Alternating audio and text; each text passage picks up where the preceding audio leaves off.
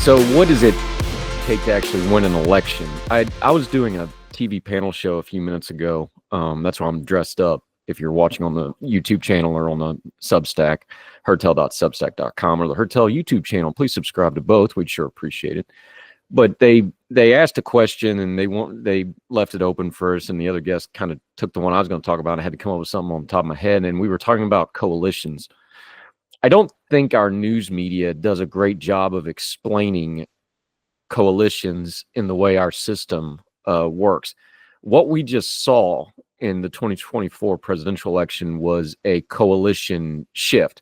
You can call that a lot of different things. They'll talk about the demographic shift or electoral shift, and they'll talk about it. But electoral politics in America is all about the coalition at the presidential level. Can you build a winning coalition to get this big, diverse country to vote for you? And you can't just get one or two groups and win. You have to get a big chunk. And even groups that you lose by a lot of points, if you look at the data for this race compared to 2020, places like Georgia, places like Pennsylvania that decided this election, it may be a county that's 70-30 for one candidate, but if you cut it down to 65-35 or 55-45, you start eating into those margins. Even if you're losing it by a lot, but you claw back a few points, you can flip states, you can change elections, you can do all sorts of things. Biden clawed back a lot of working class voters, white working class voters, non-college educated voters, Rust Belt, the old union voters. He clawed some of those back from Trump in 2016, in 2020, and in 2024, Trump clawed them right back. A lot of those same voters. There is something, and people don't talk about, but there is such a thing as and a Bush, Obama, Trump, Biden, Trump voter. Those people exist. I don't think they're talking to the media. I don't think they're even probably watching a lot of news media, but they do exist. But those are the coalitions you got to build. I hate to explain this, but the 2026 midterms are well underway, and the 2028 presidential election started 2 days ago. If you didn't pay attention, J.D. Vance is on the clock for the Republicans. When you start looking ahead and we start looking at, because Trump is a lame duck president, we've got about a 6 to 9 month legislative window going into next year where the Trump administration is going to have, we think they're going to have the House probably about a 5 to 7 seat majority. We don't know yet. California is going to take about a week to get some of those races sorted out. They're going to have the Senate, but the Senate's under new leadership. Mitch McConnell ain't there anymore. So for just a moment, though, let's project out ahead of time where these two parties are going. Trump is a singularity. Okay, you don't have another Donald Trump coming for the Republican Party. He uniquely checked a couple of boxes. He had almost universal name recognition because he'd been famous for 30 years. He'd had a reality TV star. He was already a star before that. That's why he got the TV show. You're not going to get another candidate like that, and you're not going to get the personality. And I know a lot of people don't like the personality. I'm one of them. The way he conducts himself, but he's a big personality, and it fit the last 10 years of media where you have social media. You had, frankly, a Democratic Party that was not running people that were super great at social media like Hillary Clinton. Biden won, but nobody would really call him, social media friendly, but he was personable. Kamala Harris had some trouble getting traction with things. Donald Trump dominates media. He takes up all the bandwidth. He just chews it up. He's good for the news media business because whether you're for or against him, both of those things will make you money as a news media outlet. And he just chews up all the airways. And if you don't have a big personality that can chew some of that airway right back into their column, Trump just dominates everything. Trump's going to pass off the scene now. Now, he'll still be a kingmaker and that sort of thing, but he's not going to run again. He's automatically a lame duck. And if you think J.D. Vance isn't ambitious about being president, you're fooling yourself. He's going to be all about running for president. And he'll probably be, I would say right now, the odds-on favorite to be the nominee because I don't know anybody's going to unseat him. He's also going to have the exact same problems Kamala Harris just had. He's tied to Trump. So if this Trump administration is messy for the next 2 years, he's going to have to explain that to all the non-Trump people and the people that hold their nose and vote for Trump, or the Democrats. And we don't have all the data yet, but it looks like quite a few Democrats just sat home and didn't come out for this election. So if the next 2 years are messy, J.D. Vance is going to have a lot of the inherent problems that Kamala Harris had this election because he can't bash Trump, because he needs the Trump voters, but he can't say what he did differently. But he's also vice president, which means he's not really doing anything. But you can't say, I can't do anything because I'm a vice president, because you look like an idiot. So he's got about a year and a half to figure out the code that Kamala Harris couldn't crack as to how to run as a VP. But to win, you have to have a coalition. And the Republican Party is now far ahead of the Democratic Party because they at least know what their coalition is. They are stealing and pulling away from the Democratic Party working class and middle class Hispanics. They have made some inroads with black men. They've moved that a couple of points in places like Georgia. It's not a lot, but it's a little bit. They've made inroads with those rural voters that had fled off. They bled a few off to Biden. They've came back to Trump now. They know what their coalition is going to look like. Working class. They've got all the evangelicals now, almost all of them, except for the old mainline folks, and there's not nearly as many of them.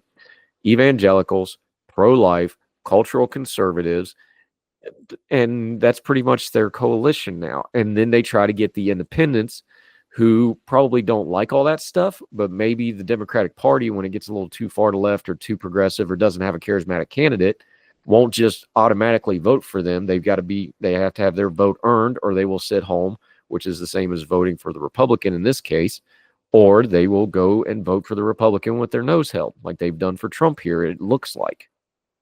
So they have their coalition. That begs the question, and I think something that we need to take a minute and ponder on. The Democratic Party, to win a presidential election in 2028, has two problems. They're going to try to just pick a candidate and run with it, but they don't really have a candidate on the board anywhere that's a Trump-like candidate. And I don't mean Trump, the personality. I mean the star power, the bandwidth, the ability to dominate media. They don't have anybody anywhere like that. Their bench is kind of thin right now. So they're going to try to probably just grab a candidate and ride with them. They're going to have a full primary and that sort of thing. But that's actually backwards thinking to what you need to do to win in 2028 if you're a Democratic Party. I'm not a Democratic Party consultant. They probably don't want my opinion, but I'm going to give it anyway. If you want to pay me for it, I know what those folks make. I do accept PayPal, folks. Send it on over. I'll be happy to cash the check.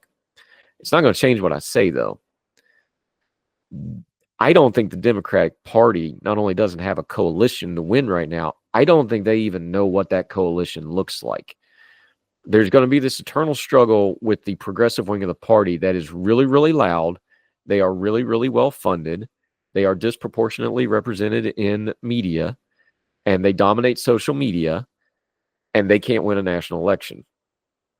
They can win once in a while, but look at what's happened to the squad over the last few years. Even in heavy Democratic areas, they can't hold those seats unless they do like what AOC has done and moderate and play the game a little bit.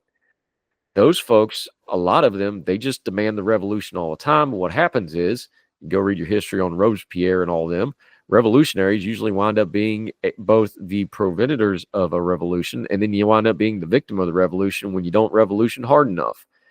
The progressive wing of the Democratic Party is going to have to get practical, and every time they get practical, then the more revolutionary wing kind of starts chewing them up. You're going to have to figure that problem out. You're going to have to solve it. Now, if you get a really charismatic candidate like a Barack Obama, you can sometimes override that. Remember, a lot of progressives didn't like how Obama governed. They thought he was way too moderate. So they've got that issue to deal with. That's a coalition problem. They've also got a couple built-in problems they're going to have to kind of figure out. They've got to figure out how to deal with some of the culture war issues. One of the reasons they're losing working class and middle class Hispanics and black men and even some black women by 1 or 2 points here. Now, again, you're talking about, they're still going to get 90%, 85%, but it does add up. People are culturally conservative, religiously conservative, those things override certain other aspects of a demographic, of an electoral demographic. And you're seeing that. So when the Democratic Party gets too far to the left on social issues, they start losing those independents really fast, and they start losing the more moderate members of their own party who will just sit down and not go. And they don't have any ability to bring over any of the Republicans because there's a bunch of non-starters on their side. So I know nobody wants to hear that moderate is the way to go, but if you're the Democratic Party, you don't have to go full-blown moderate, but you have to at least be able to accept moderates into your tent to try to win. Otherwise, they may go into a tent they normally wouldn't go into, like a Donald Trump tent, or they'll just sit home and go, well, Trump ain't all that bad. I'll weather it out and see what happens next time. So elections are about coalitions. The Republican Party, at least for now, looks like they've got a coalition, and it's a sustainable coalition. It's a coalition they can target, they can go after, they can try to expand on it. Now, the Republicans have some problems coming up. The House leadership is going to be Mike Johnson again. They've shown no ability whatsoever to be even baseline competent, and they're going to have Trump's thumb all over them to try to push some stuff through really quick. They haven't shown any ability to do anything correctly. We'll see if they can do it.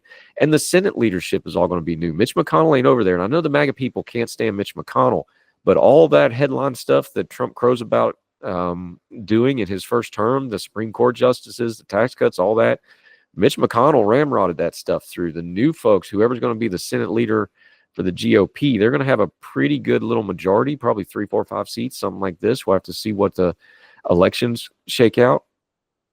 But it's new leadership. So even if they're really good at it, there's going to be a little bit of a learning curve. And here's the truth.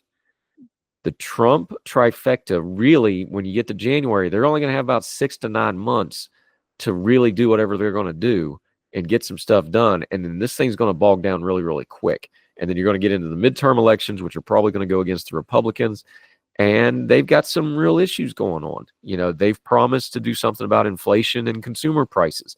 They don't really have a tool to do anything about inflation and consumer prices. And if Trump gets his tariffs, they're actually going to get worse. So we have an electorate now that is very, very happy and very, very satisfied and has gotten very used to one-term presidents. And I know Trump is a previous incumbent, but he's a lame duck. He's going to be another one-term president. They're going to have no compulsion throwing Republicans out of office if they don't give them what they want.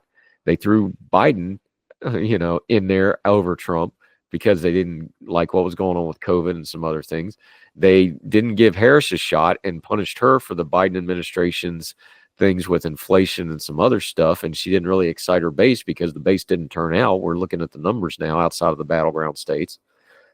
If the Republican Party and Donald Trump doesn't deliver pretty quick, those midterms could get ugly in a hurry, and they're not going to have much of a majority, if at all. It looks like they may have about a 3, 4, 5, 6, 7 seat majority. Let's call it 5 just for the sake of argument for the moment. That's what they're dealing with. And they got about 6 to 9 months. Then it's going to be every man for themselves for the midterm. And this thing's going to bog down in a hurry. We know this historically from the last couple presidential elections where a trifecta came into office. You get one big bill. That's about it. And Speaker Johnson and his leadership team have not shown an ability to really do anything like that. So we'll see what happens. That number, by the way, if it's less than 5, now the Freedom Caucus can do whatever they want. You can have calls for the chair. You can have a lot of chaos. They get it up 6, 7, 8, 9 into double digits. Mike Johnson's going to have some breathing room. And Hakeem Jeffries, he's looking like he's going to be the Speaker of the House in 2026. He's not going to bail him out this time. He's going to have no reason to because he doesn't have a president's support from his own party.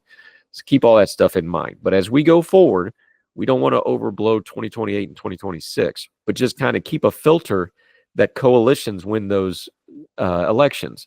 And there's going to be another presidential election, and victories are not forever, and defeats are not forever. So the Republican Party and the MAGA folks are riding really high right now. But as soon as 6 to 9 months to 10 months from now, they may not be riding high. It may be even shorter than that. Remember, we got to do failure theater over shutdown and budgeting here in just a couple of weeks. And if they make a hash out of that, the Trump administration is going to start out in a hole with a whole lot of people angry at them right off the jump. A lot of moving parts, folks. Keep your bearing. Going forward, remember, coalitions win national elections, and everything you do between now and that election is going to affect that coalition, not just rhetoric during the campaign. If we keep abreast of events like this as we go, when we get to 2026 midterms, we get to the 2028 election, we won't be shocked and shaken. We'll know exactly what we're looking at, because we paid attention to it all along. All the music on Heard Tell is provided under a Creative Content license from monstercat.com.